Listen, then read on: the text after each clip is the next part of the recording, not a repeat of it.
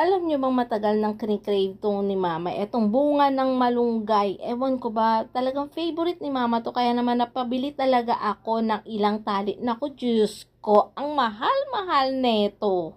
Biruin mo ba naman isang tali nito halagang ₱35. Ilang tali iyan? Apat na tali tapos kokonti lang talaga. Pero hindi ko rin naman masisisi si mama. Talagang favorite niya 'to. Gulay ba naman, sino pa ba naman ako para kumontra? Masustansya nga 'to para sa kanila. At the same time, ako rin naman kakain din naman 'yan. Favorite ko rin naman 'yan, pero mas favorite ni mama 'yan. Ang disadvantage lang talaga ng gulay na 'to, napakahirap balata, napakahirap hiwain. Naku, at the same time, naku, pagkakainin na 'to, ang hirap din kainin, isa-isa, pero worth it talaga kasi ang sarap niya, ang sustansya pa niya talaga. Ito talaga yung gulay na tinatawag nilang super veggies. Talagang super talaga, talagang maraming sustansyang makukuha mo dito. Pagtsatsagaan mo lang talaga.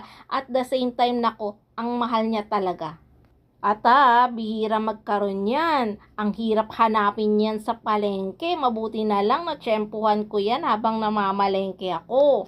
Yan lang pala ang nabili ko. Hindi ko alam may gusto pang ihalo dyan ni mama. Kaya naman pumunta kami at tumakbo talaga kami ni mama sa may palengke para bumili ng kulang doon sa bunga ng malunggay na gusto niya.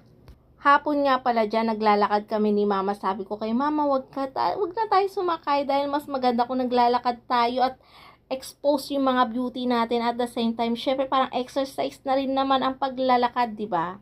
So yan, nag-iisip na si mama ko ano yung mga bibili niya. Yun na nga at nakita namin to sa may palengke. Sa wakas, nako, nakita na rin namin yung mga bibili niya at ayun na nga, iniisa-isa niya na yung mga bibili niya. Yung iba dyan, hindi ko alam kung anong tawag ng mga ibang gulay dyan, pero yung iba alam na alam ko.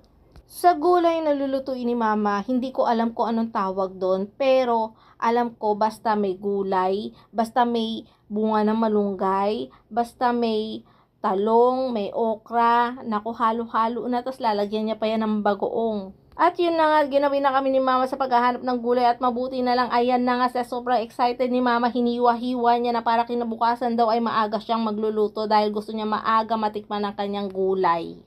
Ayan yung mga gulay na nabili namin. Ako, hindi pa yan kompleto ha. Pero syempre, sabi ko kay mama, okay na yan. Tayo-tayo lang ng mga kakain. Yun na nga, kinabukasan, naluto na at yan na nga yung pinaka-resulta.